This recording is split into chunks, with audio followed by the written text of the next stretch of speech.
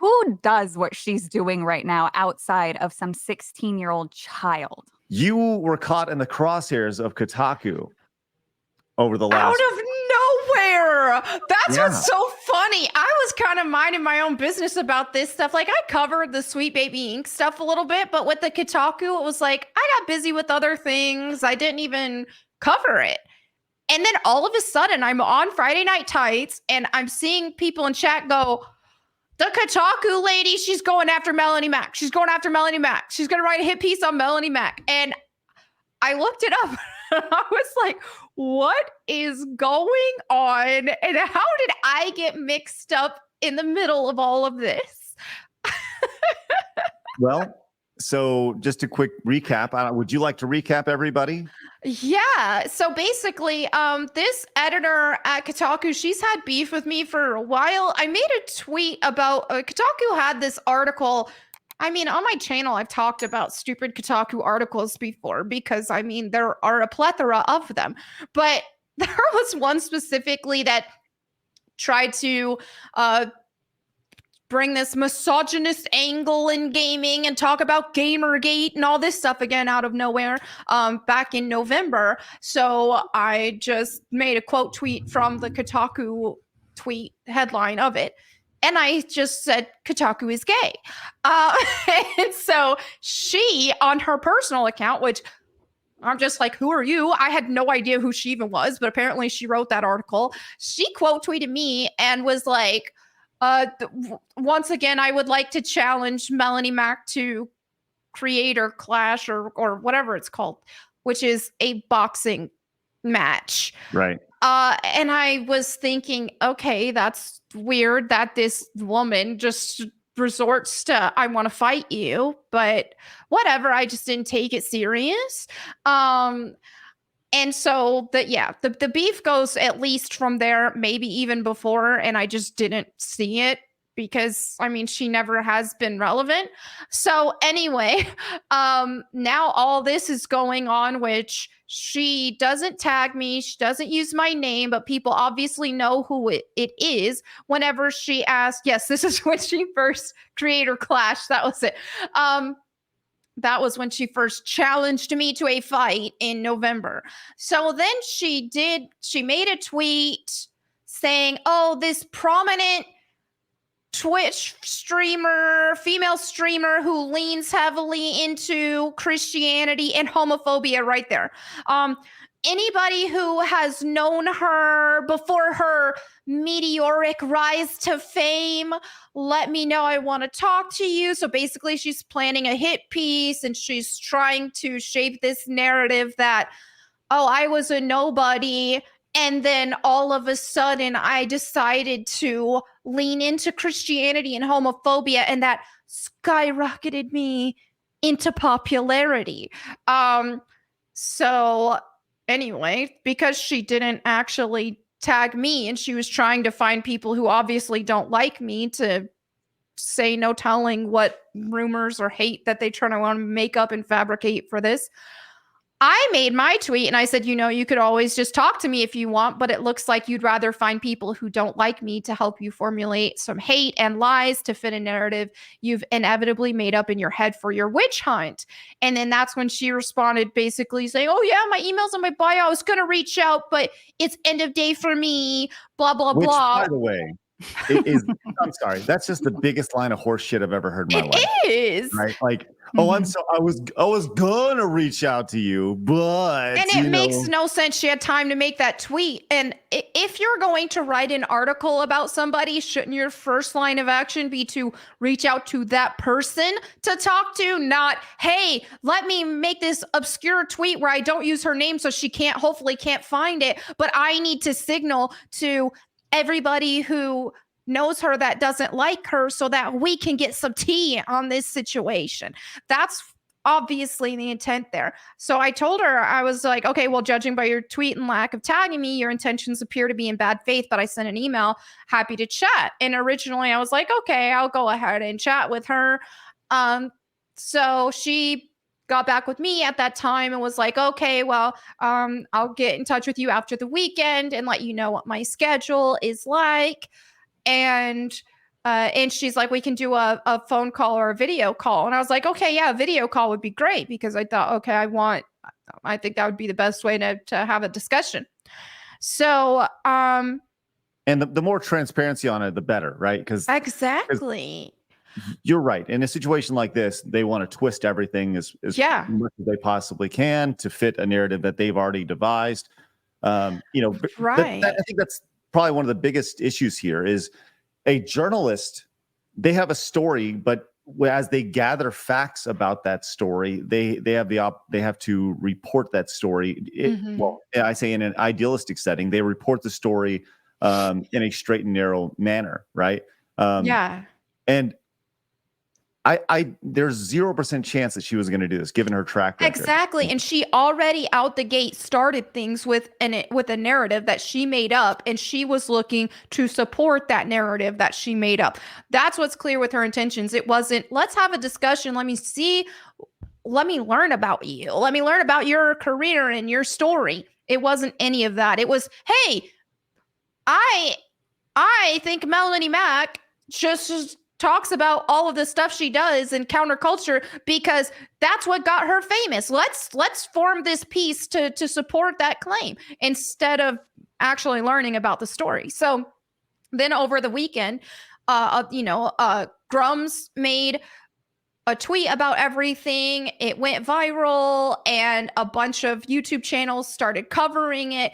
And then I see her on Twitter just like eating it up. Obviously, it's like, okay, and then she starts tweeting about Asmongold, all this stuff, and it's like, okay, Right. Clearly she is wanting clout from YouTubers, content creators, and even if it's negative attention, that's what she wants, and she is eating it up. She changed her profile picture to her face with like demon horns on it because that was one of the thumbnails that somebody made. So then I started like seeing how she's just laughing about it. She's loving all the attention because let's face it, nobody knew who she was before. Not until she really started talking about other people. She was a nobody. And so it was like, I was thinking, all right, but people were giving me advice already behind the scenes and saying, she's just going to try to twist everything you say. I just don't think it's a good idea for you to talk to her. She doesn't want to have an actual conversation. She just wants clout. She just wants to try to devise this thing. So then, when she did reach out later on yesterday, and she was saying okay, let's schedule a time sometime after next week to chat.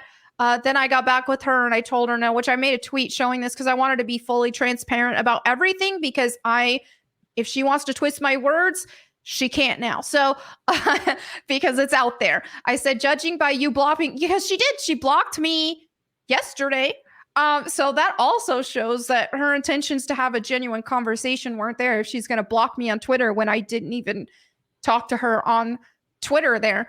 Right. I said, judging by you blocking me on Twitter and your past and current tweets about me, I don't think your intentions are in good faith, and I will pass on talking with you. But since you have implied that I saw a meteoric rise to fame from my counterculture views, I'd like to correct your misinformation. I had a thriving career for over a decade, hosting events around the world and online with companies such as Ubisoft, Riot Games, EA, Walmart Game Center, Razer, GameStop TV, Facebook Gaming, and many more, as well as on television with Disney XD, not to mention countless big sponsorships over the years, ranging from the US Marines to Hyundai, PUBG Mobile, and many more than I have time to list. I knew that my freedom of speech and views outside of the approved narrative would cost me working in the industry again and would cause me to lose my sponsorships, but it was a price I was willing to pay. I reached a point where I found my freedom to be more important than my career.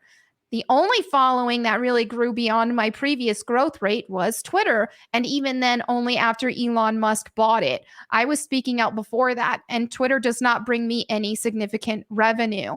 I do not make more money now than I did before, and I never thought that I would. I just value my freedom.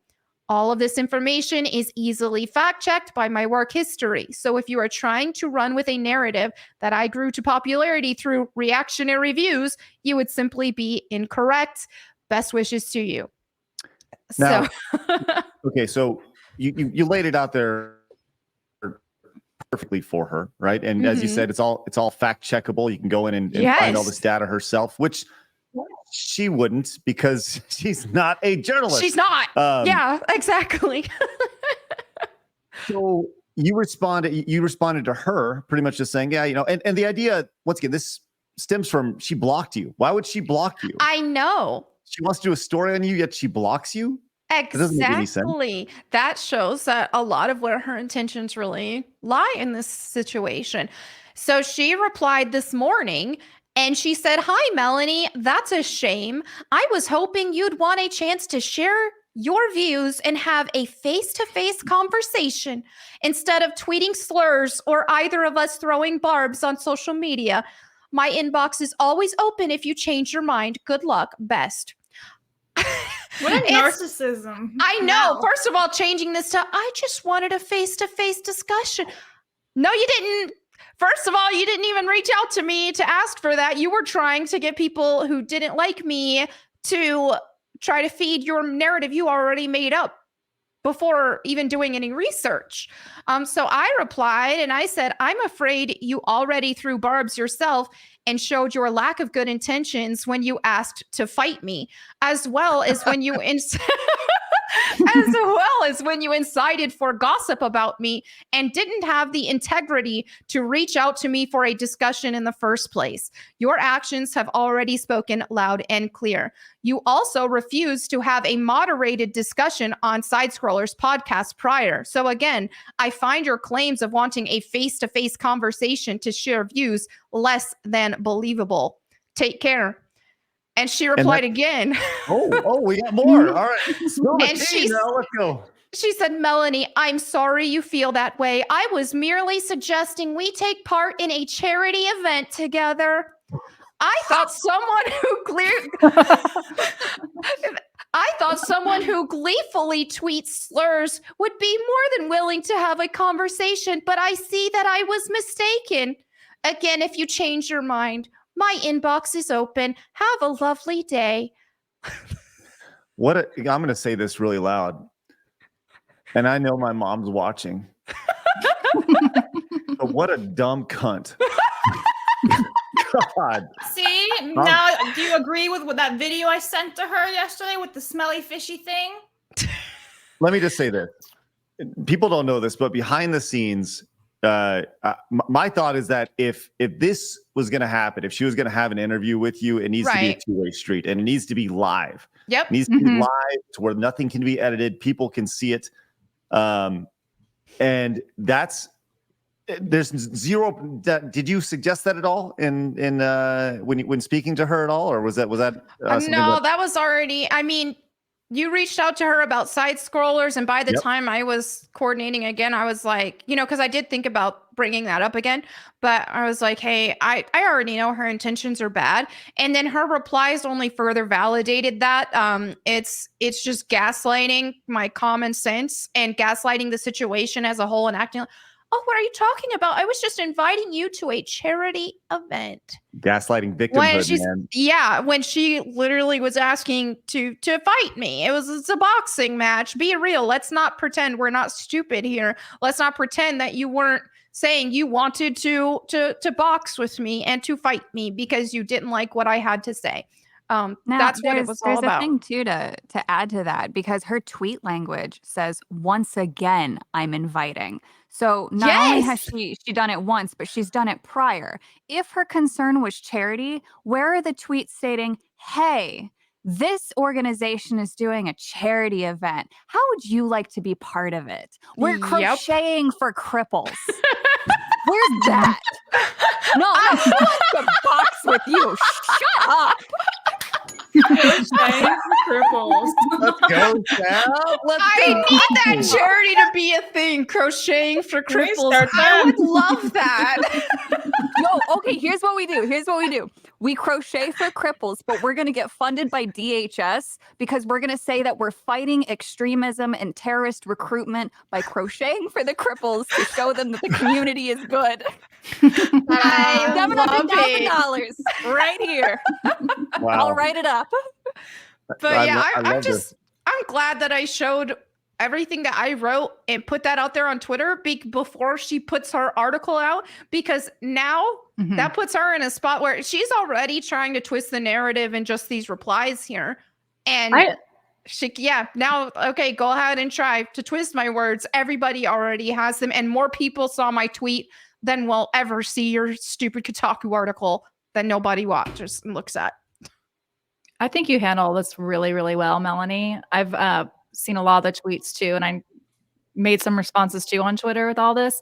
I wonder if she is going to do the article at all. I wonder if her intent was just to intimidate the whole gaming world and just show like this is, just to kind of flex and show that like you too could be the next Melonie. We could come after you too, because that's what all these people keep doing. They are just trying to appeal to everyone's fear, this whole industry, and so it's just trying to shut people up. So maybe she never had any intention of doing a hit article on you, but hey, if you're associated at all with Melonie Mac, then you must be an extremist. That's a good point. And I appreciate your support too. You've just been amazing. I welcome the hit piece. Alyssa, come and get it. If you want to come after side scrollers, go ahead. I would love that. That'd be great. Please put some shine on us. Anything you say about us will ultimately look great. Can I share that 22-second video I shared yesterday? Because Melonie hasn't seen it. Okay, yeah, go ahead. Well, right. So I talked to Alyssa yesterday. Well, actually, she told me to go away, so I told her no, and I shared this video to her, and I think it really applies to Alyssa because she's such a smelly bitch. If it isn't fresh, I'm out of business. Isn't that sweet, you little moneymaker, you? Use new sweet fish every day. Keep that skunky cunt away. Use new sweet fish every day. Keep that skunky cunt away. Fresh fish. Amazing! Wow. Amazing! Wow. Well, that's the thing is all of this that's going on right now, and now she's going after Asmongold, and he even said like, why didn't you just DM me? Why didn't you try to reach out to me? Because she's again asking people, does anyone know this about Asmongold? Anyone know that? So she's focusing on him. She's going to try to focus on someone else later. Let's be real. This is the most attention she has ever received in the history of her life.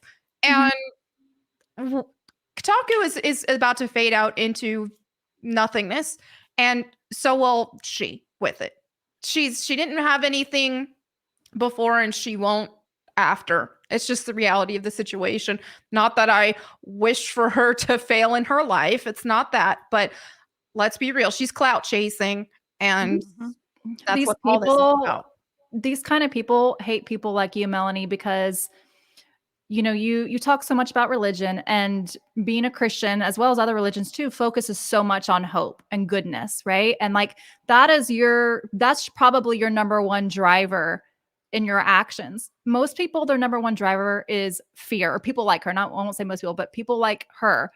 And so she's trying to appeal to everybody else who's scared and empty and have people come after you. And I really see that for what it is. When I responded to that tweet for you earlier, I was talking about how first time, just how people can't understand sometimes when you speak out against things as a Christian, that's not hate.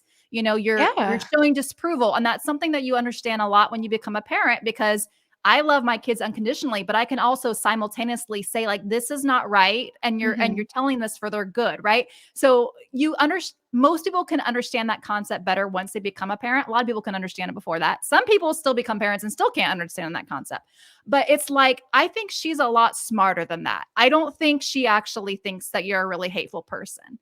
Right. I think that she is trying to influence the culture right now. She's trying to scare people, and she's an empty human being, and she's attacking you because you're the antithesis of what she is. And I find that pretty despicable. But yeah. Thank you. I think that you all are pretty right on as far as she is clout chasing for sure. And I think she sees the writing. Number one, I'm amazed that she has time to write these articles when she should be creating guids for Kotaku. I can help her with any Tomb Raider guides she needs to write. I'm here. My inbox is open. Which would be, God, that'd be phenomenal. What a great guide that would be. Alyssa and Melonie getting together for a Tomb Raider guide. No. You wonder if she is. And by the way, I will donate $500 to Alyssa's favorite charity if she comes on and does a live walkthrough guide with Melonie Mac and Alyssa doing a Tomb Raider guide. No, but you wonder if she is trying to gather clout. And because she sees the writing on the wall with her writing career, because she clearly doesn't want to write guides. She has 2 weeks to try to turn it around, try to get something going on Kotaku before they're like, yeah, that was a bad idea. I'm sorry we gave you 2 weeks to continue to write news. You wonder if she's trying to gather clout to gain followers to ultimately, in time, reopen that OnlyFans. And that's the idea. Is she's looking long term here. I only have a certain amount of time. Let's get as many eyes as I possibly can here, and then come in and try to monetize my boobies, I guess, or my butthole. I don't know. You need an eel for that. Need an eel for that? There you go, Blabs. Love it. All right. Well, I guess we'll kind of see what happens from this. Hopefully, nothing. We'll when we have you on. Yeah, that's true. You're right. Give her nothing. I will not give her anything. You're right. 100%. But I guess we'll see when or if that hit piece does come, what she has to say. And you know what? I should reach out to her because, Melonie, I've known you, back in the day when you were doing all those right. things. I met you a long time ago. Yeah.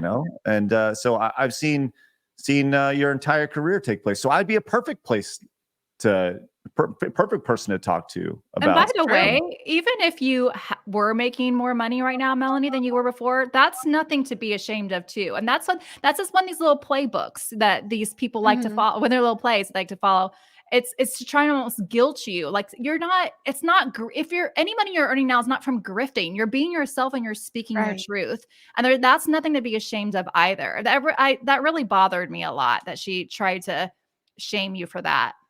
Oh, thank you. I appreciate it. It's just like it's jarring whenever it's like so far from the truth where it's like I gave up my career. It's like I'm still in the same space in the terms of I'm making content, I'm doing the content creation side, but I that was a hard decision. That was a really hard decision you had to make. And it's a hard decision that all of us probably here on the panel have had to make. And so we know how precious that is. Yep.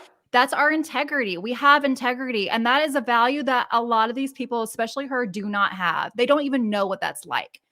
They don't even know what it's like. And because they will sell their soul in a second, no problem. That's true. And so it takes a lot of courage and bravery. We all see it.